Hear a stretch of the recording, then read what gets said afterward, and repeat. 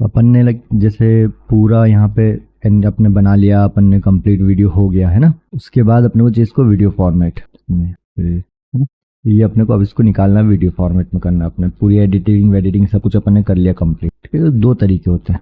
एक होता है डायरेक्ट अपन प्रीमियर के अंदर ही इसको एक्सपोर्ट कर सकते हैं, और दूसरा होता है मीडिया इनकोडर। अब इसमें फ़र्क क्या है कि अगर तुमने प्रीमियर के अंदर एक्सपोर्ट लगा दिया, मान लो तुम्हारे पीसी के हिसाब से तुम्हारा जितना भी वर्क किया तुमने, इफेक्ट डाले, उसके हिसाब से टाइम जो भी लग रहा है, हो सकता है ज़्यादा हेवी वर्क किया है तो 1 घंटा लग जाए, आधा घंटा लग जाए, 10 मिनट 15 मिनट कुछ भी हो सकता है ना। तो उस टाइम में क्या रहेगा, अगर प्रीमियर से अपन एक्सपोर्ट कर रहे हैं तो उस बीच तुम प्रीमियर यूज़ नहीं कर सकते जब तक वो रेंडर कंप्लीट नहीं हो, है ना। और मीडिया इनकोडर पे क्या रहता है कि उस पर अपन क्यू में लगा सकते हैं। तुम चाहो तो उसका प्रीमियर बंद कर दो या प्रीमियर पे दूसरा प्रोजेक्ट चालू कर दो, दूसरा काम चालू कर दो, तुम्हारा रेंडर चलता रहेगा, वो बैकग्राउंड में चलता रहेगा, है ना। तो सबसे पहले अपन जैसे इसमें विंडोज में करते हैं अपन प्रीमियर के अंदर। तो यहाँ पे अपने को इसमें मिल जाता है एक्सपोर्ट का। ठीक, अब यहाँ पे अपने को मिल रहा है मीडिया। ठीक है, डायरेक्ट यहाँ से अपन करेंगे और इसका शॉर्टकट Ctrl+M ऐसे सिलेक्ट किया, यहाँ पर ही अपने पास विंडोज आ गया ये वाला। ठीक है, अब यहाँ पे दिखा रहा है total duration 41 second 15 mini second. ठीक है, फ्रेम 15 फ्रेम, 41 सेकेंड और 15 फ्रेम। ठीक है, अभी अगर मैं इसको बंद करता हूँ, यहाँ पे आते अपन, दिख रहा है सेम वही फ्रेम है यहाँ पे। अब होता क्या है इसमें कि बाय चांस अपन ने कभी, जैसे टाइमलाइन है जो मैंने उठा के यहाँ रखा गया गलती, अब अपन यहाँ पर देख रहे हो तो ये है ही नहीं इधर तो कुछ भी, है ना, बहुत दूर रख दिया हो। लेकिन जब मैं इसको एक्सपोर्ट करूंगा तो अब टाइम ड्यूरेशन 10 मिनट 35, है ना।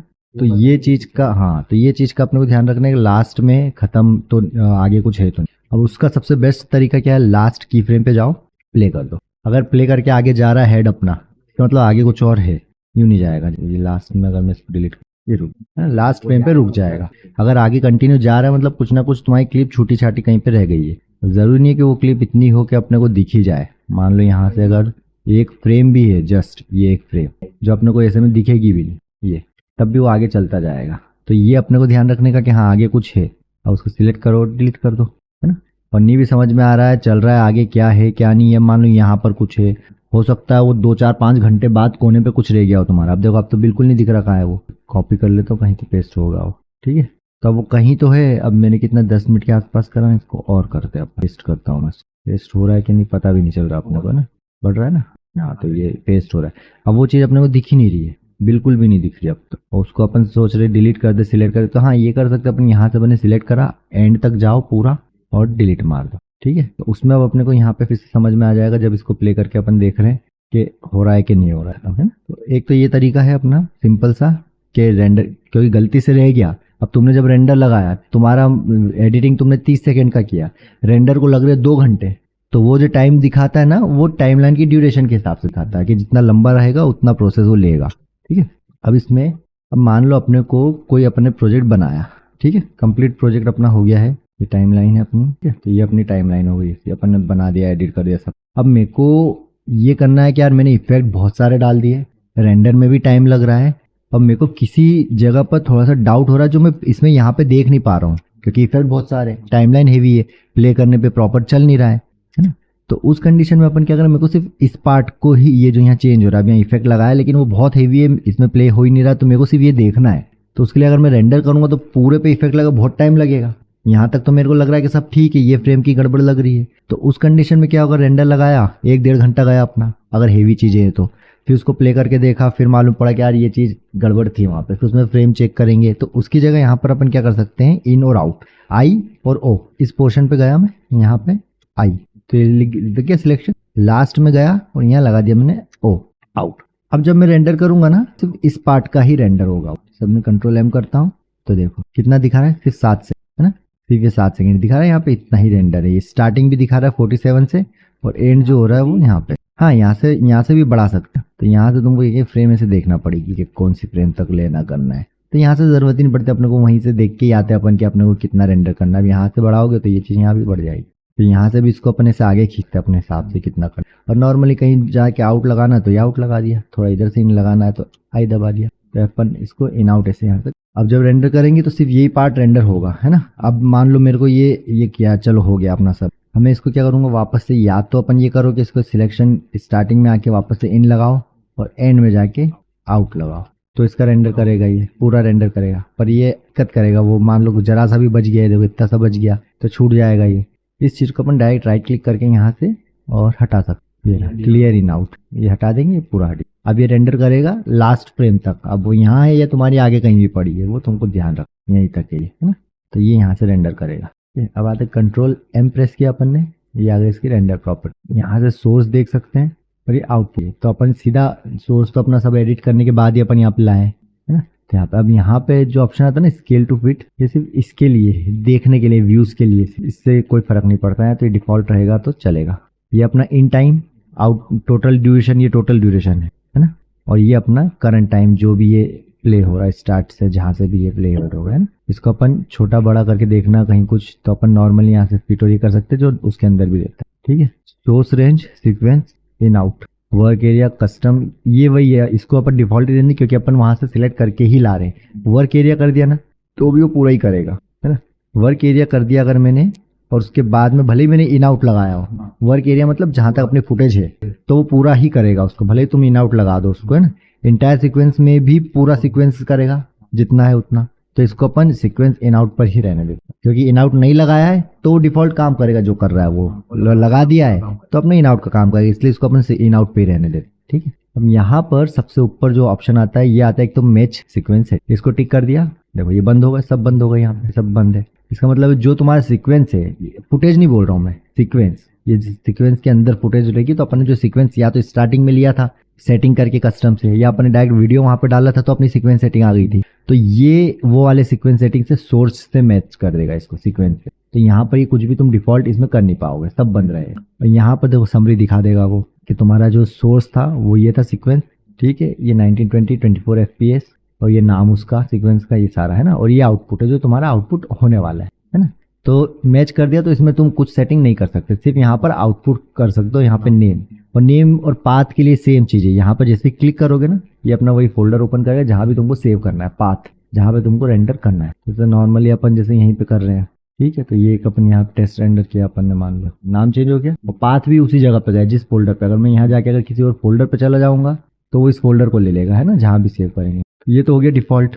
अब अपन आते हैं, अगर इसको मैं कर देता हूँ बंद, ठीक। तो यहाँ पे अपने पास होता है फॉर्मेट, है ना। अब फॉर्मेट के अंदर जाएंगे तो यहाँ पे बहुत सारे फॉर्मेट है। अपने को चाहिए MP4 में वीडियो लेंगे अपन MP4, क्विक टाइम, मेन, ये दो चलते हैं। तो क्विक टाइम MOV फॉर्मेट होता है, जैसे ये रहा, कहाँ गया, ये रहा क्विक टाइम MOV फॉर्मेट, मतलब जो PNG होती है ना, वीडियो की PNG समझ लो, ये वो वाला, है ना। अब यहाँ पे जैसे PNG है, PNG सीक्वेंस के लिए ये अपन PNG भी निकाल सकते, वो सीक्वेंस निकलेगा। मतलब 1 सेकेंड में 24 FPS का है अपना ये। तो अगर अपन ने 1 सेकेंड का वीडियो अपन ने PNG निकाला तो अपने को ये 24 इमेज देगा, वीडियो नहीं देगा, 24 इमेज देगा। तो ये सीक्वेंस के लिए, हाँ, इमेज फॉर्मेट में सेव होगा वो। मतलब जैसे अपन एक वीडियो निकलेगा ना, उसकी जगह अपने पास एक फोल्डर के अंदर इमेज निकलेगी उसकी, जितना भी रहेगा। अब ये मान लो कितना यहाँ तक टोटल कितना है, ये 3 मिनट का हो रहा है यहाँ। अब 3 मिनट 24 फ्रेम के हिसाब से 3 मिनट में कितनी हो जाएगी, तो सबकी इमेज आ जाएगी बहुत सारी ना। तो वो जरूरत कैसे पड़ती है इसमें, तो नहीं पड़ती है। और वो सीक्वेंस का काम कैसे लगता है, जैसे मान लो अपने रेंडर टाइम बहुत ज्यादा लगे, कुछ भी अपन ने आउटपुट बना रहे हो बहुत हेवी है वो, अपने उसका रेंडर करना है। और अपने पास में बैकअप नहीं है पीसी का कि भैया लाइट बंद हो गई, फाइल क्रैश कर गई या कुछ भी हो गया, तो अपने पास टाइम की कमी है, टाइम वेस्ट हो जाएगा अपना। तो अपन क्या करो, उस टाइम पे लगाओ अपन सीक्वेंस PNG या JPEG, जो भी तुम JPG JPEG बोल। तो उसमें क्या होगा, जब तुम रेंडर करोगे ना, जहां तक तुम्हारी इमेज निकल गई है, मतलब वो निकल चुकी है, उसके बाद अगर पीसी बंद हो गया, लाइट चली गई, फाइल क्रैश हो गई, कुछ भी होता है,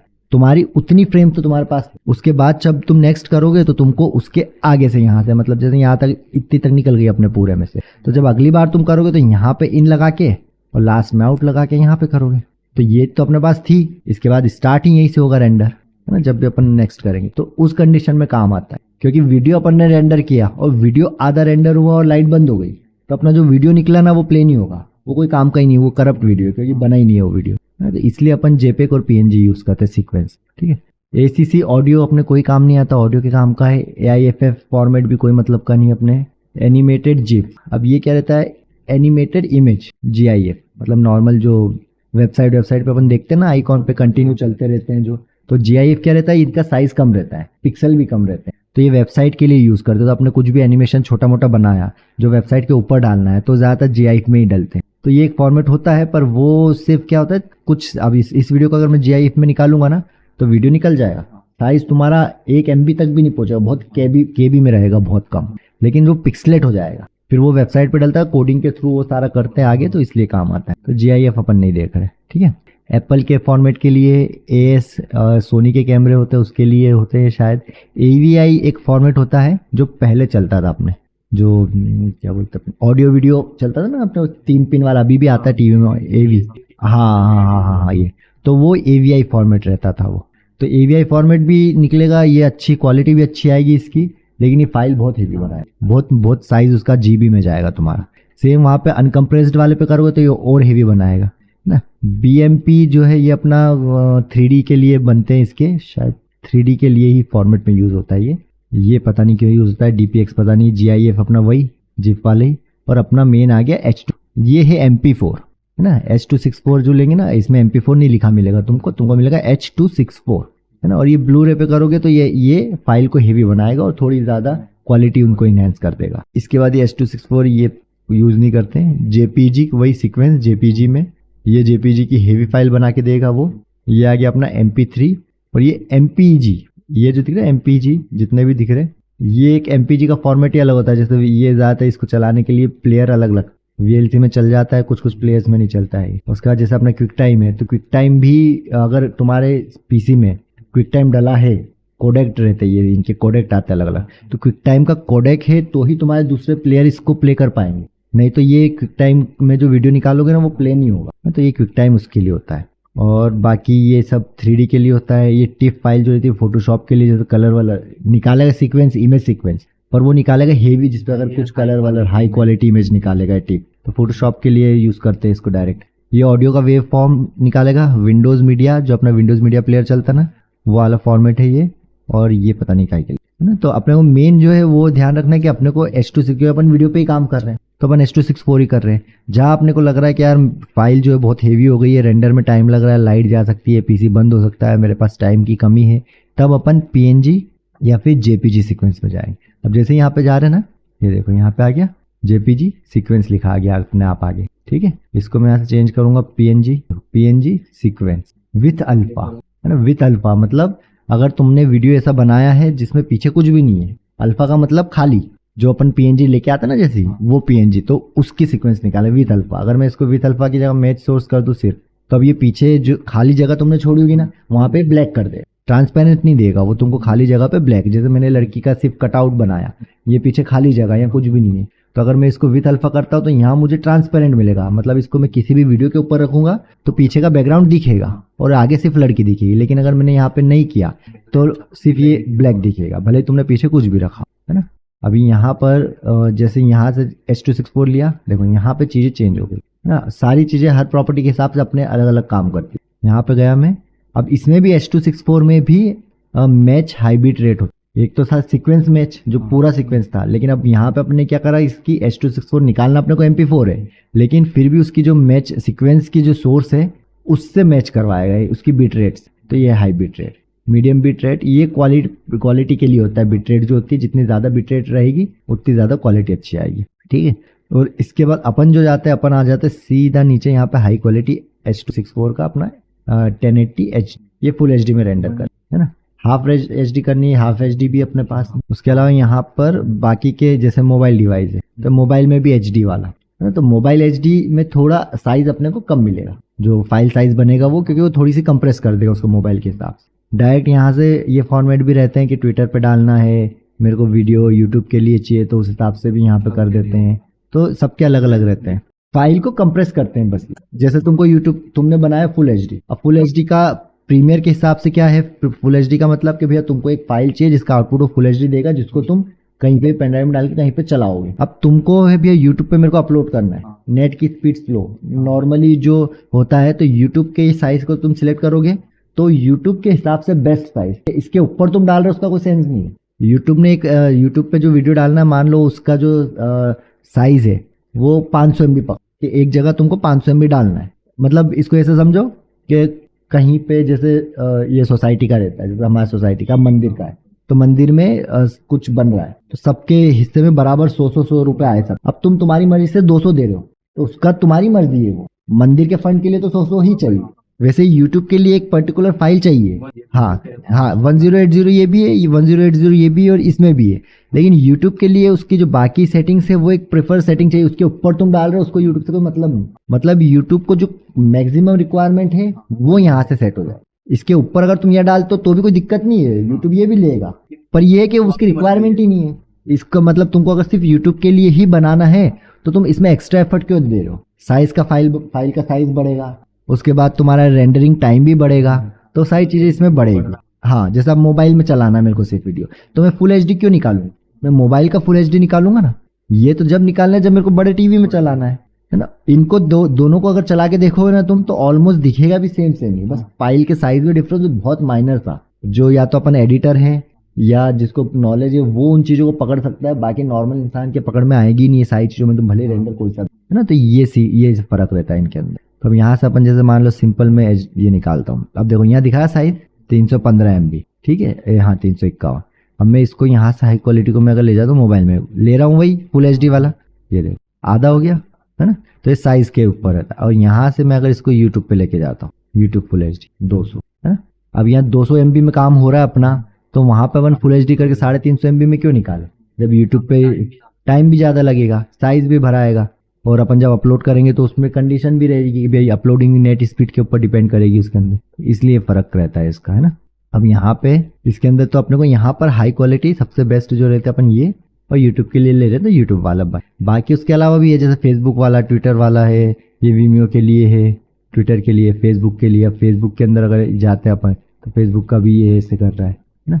तो ये इसलिए कर दिए हैं कि लोगों को कंफ्यूजन नहीं हो। माइंड सेट है कि मेरे को रेंडर करना है, मेरे को इस पे वीडियो बनाना है, तो उसके लिए करना है अपन। हाँ, यूट्यूब के लिए तो यूट्यूब के लिए बस, तो वो उसके हिसाब से। अभी अपने को अपना दिमाग ये है कि अपने तो क्लाइंट के लिए अगर काम कर रहे हैं तो अपन उसको दे रहे हाई क्वालिटी, उसके बाद उसको 17 जगह जहाँ डालना वहाँ डाले, कंप्रेस करके डाले, एडिट करके डाले, वो उसकी मर्जी है। इसमें फायदा ये रहता है कि हाई क्वालिटी अपन ने दी ना, तो कंप्रेसिंग के अलग अलग टूल्स, अलग अलग सॉफ्टवेयर आते हैं, किसी में भी कंप्रेस करके डालेगा वो, तो क्वालिटी मेंटेन हो जाएगी। अपन लो क्वालिटी देंगे उसको, वो और कंप्रेस करेगा तो वो क्वालिटी खत्म हो जाएगी।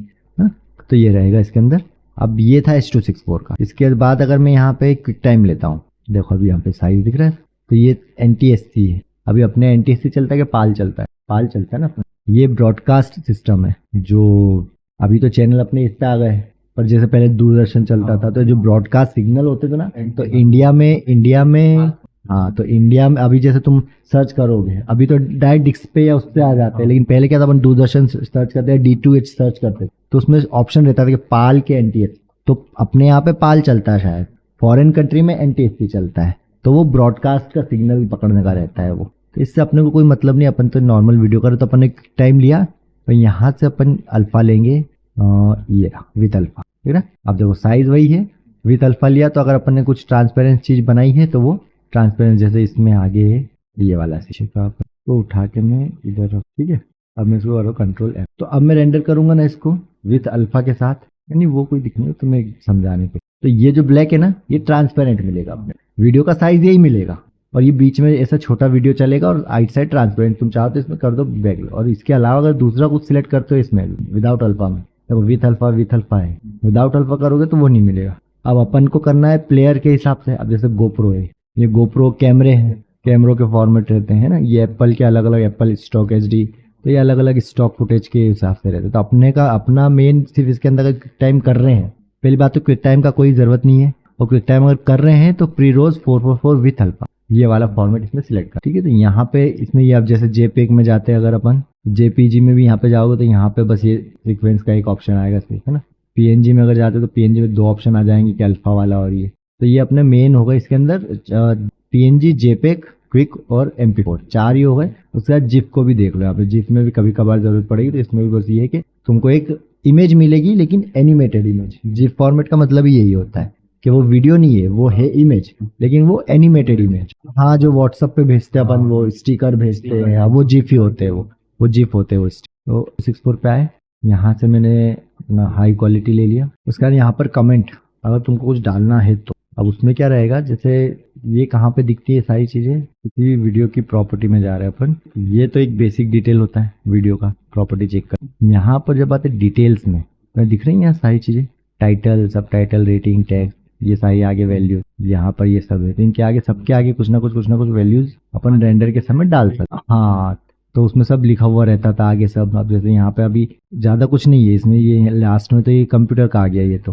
बाकी सॉन्ग जो अपना डिस्क्रिप्शन है वीडियो का वो ये है, तो इसमें भी कुछ भी नहीं है, रेटिंग कुछ नहीं है, टाइटल सब कुछ भी नहीं है। तो ये अगर कुछ एडिट करना है तुमको, उसके लिए फिर अपन यहाँ पर जैसे कमेंट डाला अपन, तो जब भी उस वीडियो को ओपन करेंगे तो उसकी प्रॉपर्टी में अपने को कमेंट मिल जाएगा। कुछ चेक कर ही लेते, मैं नहीं बोल तो मैं ले रहा हूँ। अच्छा, ये कस्टम है, मतलब ये अगर यहाँ कुछ चेंज करा ना, अभी अपन ने क्या कहा था डिफॉल्ट ये चीजें ली ना, तो ये सब कुछ इतना फिक्स हो गया है। इसके अलावा अब अगर अपन कुछ भी चेंज करते हैं तो वो हो जाएगा कस्टम। ये फिक्स नहीं रहेगा। अपन ने अभी यहाँ से प्रीसेट सिलेक्ट किया था कि फिक्स मेरे को यही रेंडर करना, यहाँ कुछ भी चेंज किया था वो कस्टम में हो जाएगा। हालांकि रहेगा अपना H.264 1920 में ही।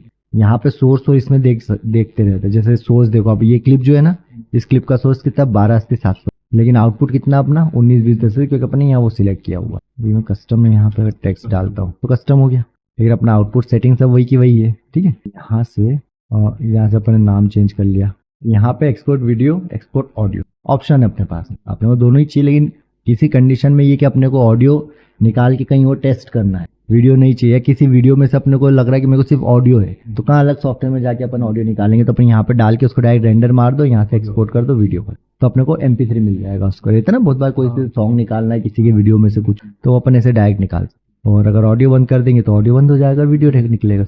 ये समरी पैनल है, इसमें सब चीजें दिखाता है। उसके बाद अपन आ जाओ नीचे, यहाँ पर है इफेक्ट। इफेक्ट के अंदर ज्यादा कुछ अपने को अलग से करने की जरूरत नहीं है, डिफॉल्ट बंद ही रहता है सारी चीजें, है ना। ये तो जब इफेक्ट डालोगे तो उसमें ऑप्शन आ जाएंगे कि तुमने कोई लट यूज किया है तो लट को डिफाइन करना है, यहाँ से अलग से लगाना है तो यहाँ से लट तुम सिलेक्ट कर सकते हो। ऊपर पूरे वीडियो पे लट से एक साथ लग जाए, पूरी वीडियो पे लगे, तो ये चीज अपने को यहाँ से करना ही नहीं है। ये तो अपन वहां से एडिट करके लाए हैं, पूरा सब कुछ वहाँ कर ही दिया अपन। तो बस ये कि तुमको अगर लगाना है ऊपर से इफेक्ट, जैसे यहाँ से ये, जैसे यहाँ से अगर कुछ करना है तुमको, तो ये एक ऑप्शन है, हालांकि यूज अपन इसको करते नहीं है ना। अब ये यहाँ पर इमेज ओवरले पर चूज करो, कोई इमेज ऊपर से लगाना, जैसे वाटर मार्क लगाना रहता अपने पूरे पे आ गया, अपने वहां नहीं है, पर रेंडर करते समय ये चीज यहाँ पे आएगी ना। उसके यहाँ पे XY पोजीशन सेट कर सकते हो तुम, यहाँ किधर रखना है, लेफ्ट कॉर्नर, राइट कॉर्नर, ये सब यहाँ से सिलेक्ट कर। साइज कम ज्यादा कर दिया, इसको बंद करके अपन ऐसे मैनुअली। तो ये सारी चीजें हैं जो अपन ऑलरेडी करके आएंगे अंदर से, तो अपने को इफेक्ट पैनल पे जाने की जरूरत ही नहीं,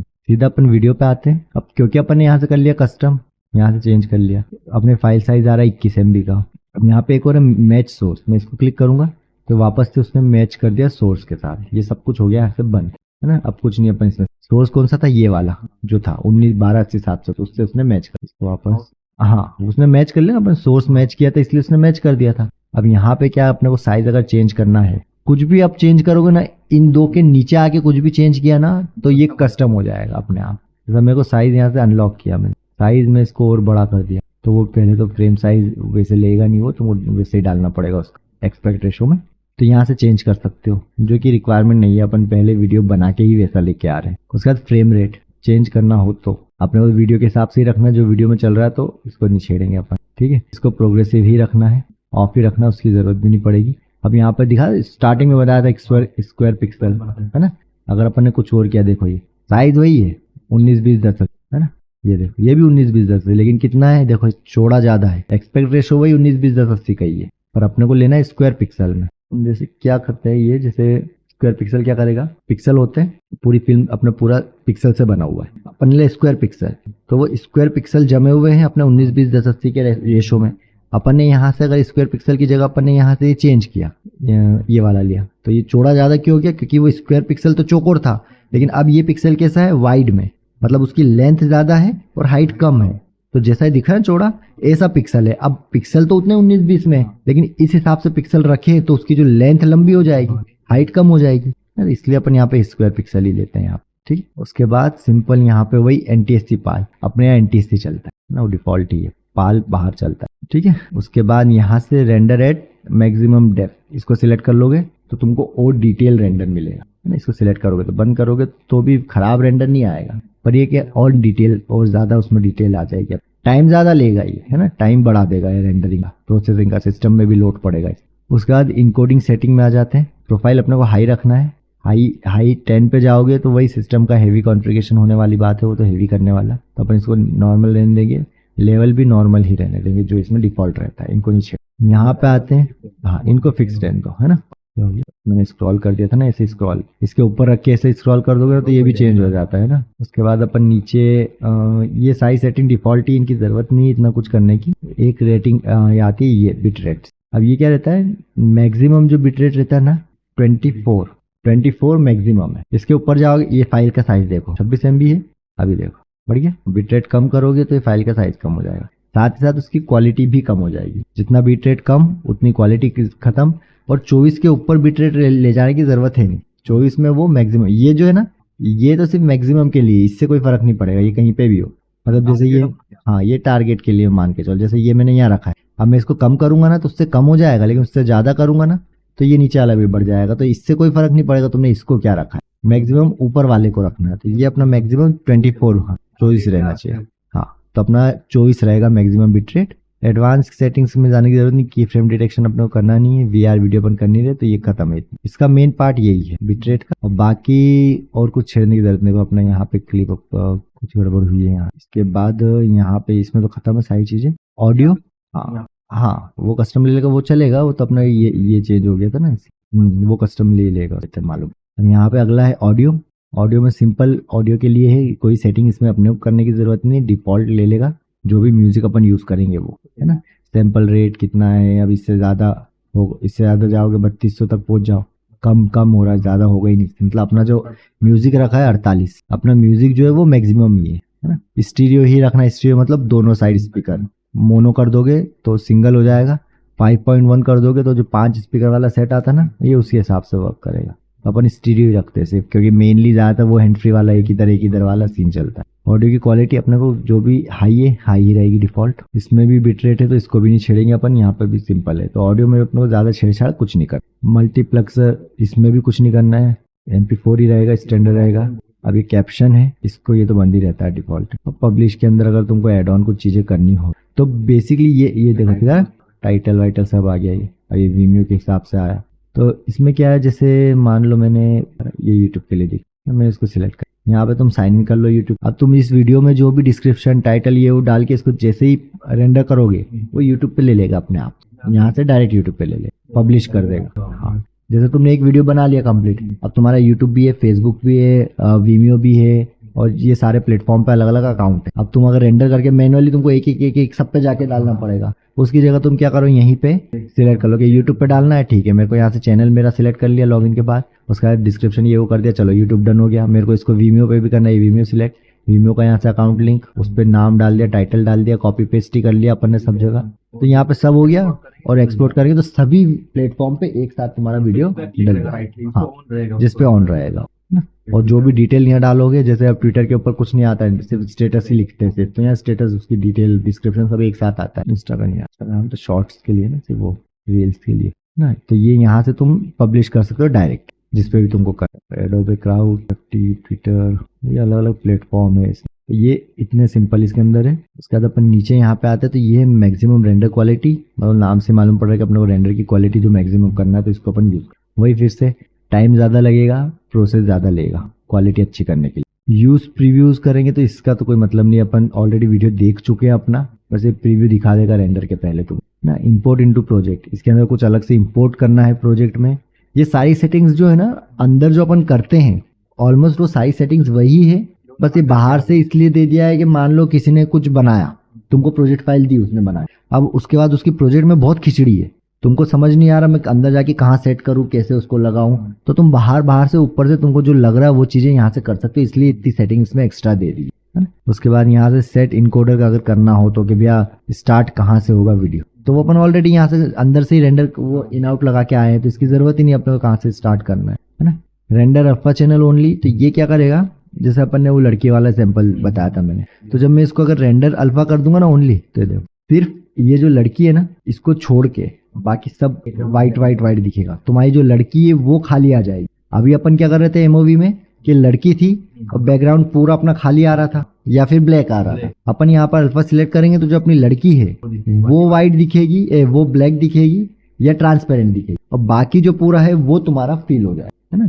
तो ये उसके लिए अल्फा के लिए। जैसे ये इसको कैसे अपन कर सकते हैं, मान लो जैसे मेरा मोबाइल है, अब मैंने मोबाइल पे यहाँ पे इसमें ट्रांसपेरेंट वो ग्रीन स्क्रीन लगा के मैंने हटा दिया है, मतलब अब मेरा बैकग्राउंड पीछे दिख रहा है। तो अगर मैं रेंडर करूंगा तो मेरे को क्या मिलेगा, अगर मैंने एमओवी में रेंडर किया तो क्विक टाइम में, कि मेरे को यहाँ पे खाली जगह मिल गई कि मैं पीछे जो भी रखूंगा वो मेरे वीडियो में दिखेगा, बाकी वीडियो में कुछ नहीं है, जो फोरग्राउंड है वो है, ये खाली मिलेगा। लेकिन वहीं मैं अगर इसको अल्फा सिलेक्ट कर लेता हूँ, वो जो खाली जगह थी ना वो भर जाएगी, उसके अलावा हाँ वो बाकी सारा जो है वो ब्लैक वाइट कर देगा, है ना।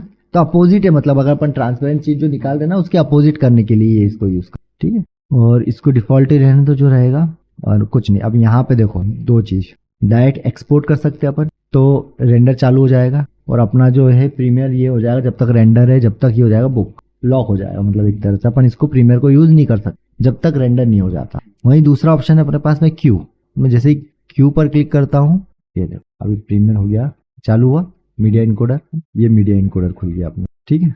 हाँ मीडिया इनकोडर होगा तो ही क्यू में लेगा, फिशिंग होगा। तो अब ये जैसे मीडिया इनकोडर खुल गया ना, यहाँ पर वही सारी सेटिंग्स तो अपन ने वहाँ कर ही ली है। यहाँ पर बस तुम ये कर सकते हो डिफॉल्ट के, यहाँ से तुम अपना नाम और पाथ वाथ चेंज कर सकते हो। यहाँ से सेम वही H264 MPG MP4 ये यहाँ से चेंज कर सकते हो, और उसके बाद सेम यहाँ पे उसके आगे की वही हाई क्वालिटी लो क्वालिटी। तो यहाँ पर सिर्फ ये 3 चीज चेंज हो। अब तुमने एक रेंडर लगाया, वापस प्रीमियर में जाओ, दूसरी कोई प्रोजेक्ट फाइल खोल लो, उसको भी वापस क्यू में रेंडर लगा के क्यू में डाल दो, ऐसे 10-15 फाइलें तुमने डाल दी। उसके बाद तुमको कुछ नहीं करना, प्ले कर देना है। तो तुम्हारी ये खत्म होगा रेंडर, उसका दूसरा चालू हो जाएगा, उसका तीसरा चालू हो जाएगा। तो तुमने अगर मान लो एक साथ कई 4-5 प्रोजेक्ट बना रखे, जैसे तुमने काम कर लिया, 4 प्रोजेक्ट बना दिए, 4 वीडियो डिलीवर करना है, अब तुम एक वीडियो कंप्लीट हो गया, उसको रेंडर करोगे, उसको दोगे। इसकी जगह तुम क्या करोगे कि यार मैंने एक काम खत्म कर लिया, दूसरा भी अभी खत्म कर लेता हूँ, तीसरा भी खत्म, काम मेरे खत्म, अब मैं खाने पीने जा रहा हूँ, रिलैक्स कर रहा हूँ, उस टाइम पे तुमने क्यू लगा दिया। तो जितना तुम्हारा वो टाइम है उस टाइम में तुम्हारा रेंडर चलता रहेगा, तुमको बार बार आके देखना नहीं पड़ेगा कि एक रेंडर हुआ कि नहीं हुआ, अब दूसरा लगाऊं तीसरा लगाऊं, वो नहीं करना।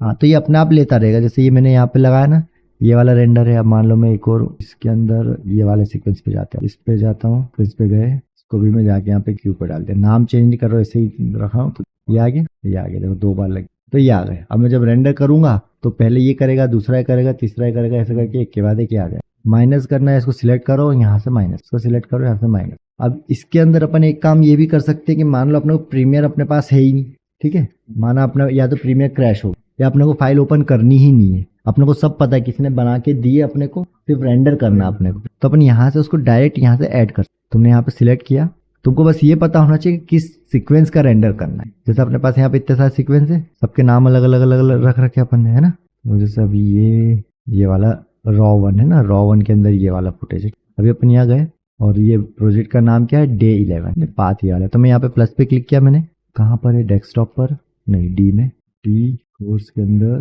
प्रीमियर प्रो के अंदर, डे रिकॉर्ड के अंदर, ये डे 11 वाला किया और इसको यहाँ से मैंने कर दिया। अब ये देखो, अब ये सारे सीक्वेंस बता रहा है इसके। अपन ने कौन सा देखा था, अपन ने रॉ 1 वाला, ये रॉ 1 सिलेक्ट किया मैंने और ये कर लिया इम्पोर्ट, ये आ गया यहाँ पे। मैंने प्रीमियर खोला ही नहीं, ये तो अपन ने चेक करने के लिए सिर्फ खोल लिया, बाकी प्रीमियर की फाइल बिना खोले सीधा अपन यहाँ पर रेंडर पे ले आए, जो अपने को पता है कि कौन सा रेंडर करना है, रॉ 1 वाला करना था इसलिए अपन वो ले आए। सेटिंग अब यहीं पे कर सकते हैं अपन के H264 करना है और यहाँ से मैच करना है या जो भी रखना है हाई क्वालिटी वो यार। अब मान लो इसके अंदर तुमको वापस से वो पैनल में जाना है, इस पे क्लिक करो, ये वापस से ये पैनल खुल, है ना। जैसे प्रीमियर में अगर यहाँ से बंद भी कर देता हूँ, अब यहाँ पर तो सिर्फ 3 सेटिंग ही देगा, अपन ने प्रीमियर ओपन करा ही नहीं, अपन ने डायरेक्ट फाइल यहाँ पे इंपोर्ट कर ली। अब यहाँ से अगर मैं इस पे क्लिक करता हूँ तो ये वो पैनल खोल देगा जिसमें सारी सेटिंग्स आती है, तो तुम मैनुअली यहाँ से वापस से वो सारी सेटिंग्स कर सकते, है ना। तो देखो इसलिए इंकोडर में भी इसीलिए यहाँ पे सिर्फ 3 चीजें दी है, क्योंकि 3 ही मेन है, बाकी सारी चीजों से इतना कोई फर्क नहीं पड़ता है। लेकिन फिर भी तुमको लग रहा है कि थोड़ा बहुत बिटरेट चेंज करनी, थोड़ा कुछ चेंज करना है, लग रहा है क्लाइंट ने कुछ स्पेसिफाई मांग लिया, तो उस कंडीशन में तुम इस पर क्लिक करके वापस खोल सकते। अब ये कोई प्रीमियर का नहीं खुला है, वही विंडो जो प्रीमियर में था अपना पूरा का पूरा, और ये प्रीमियर नहीं खुला है, ये मीडिया इनकोडर के अंदर ना। यहाँ से भी इसको जो भी सेटिंग करनी सिलेक्ट करके ओके कर दिया अपन ने, ये हो गया। इसको पाथ को अपन सिलेक्ट कर लो, यहाँ से टॉप पे गए अपन, टेस्ट रेंडर था ना अपना, टेस्ट रेंडर 1 था, इसको नाम दे दो और ये सेव कर। बस अब ये करने के बाद आपको सिंपल यहाँ पे क्लिक करना है रेंडर, ये अपने आप ले, हाँ ये हो गया, हो गया, ये डन आ गया, रेंडर हो गया, खत्म काम। अब यहाँ से इसको क्लीन रखो, जैसे रेंडर हो गया ना तो इसको डन करो, क्योंकि अगली बार जब खोलेंगे ना तो ये भी दिखेगा यहाँ, इस पे होगा रेंडर नहीं करेगा, इस पर जो डन हो गया ना उस पर रेंडर नहीं करेगा, पर ये यहाँ दिखेगा और वो भरता जाएगा यहाँ पे। तो इसको जब भी करो, खत्म हो जाए काम अपना, उसको हटा दो। अपना रेंडर जो किया अपन ने, यहाँ पर ये देखो टेस्ट 1 आ गया, ये उतना ही सिलेक्ट था, ये इतना ले लिया और ये टेस्ट ये आ गया। हाँ ये नाम लिखाएगा ना जो अपन ने नाम डाला हो, ये नाम है, और यहाँ पे पाथ है, जब पाथ दिया था वैसे रेंडर आ जाए। बस ये सिंपल है रेंडर का, इतना ही। और वो वीडियो आपको मिल जाएगा, काम खत्म।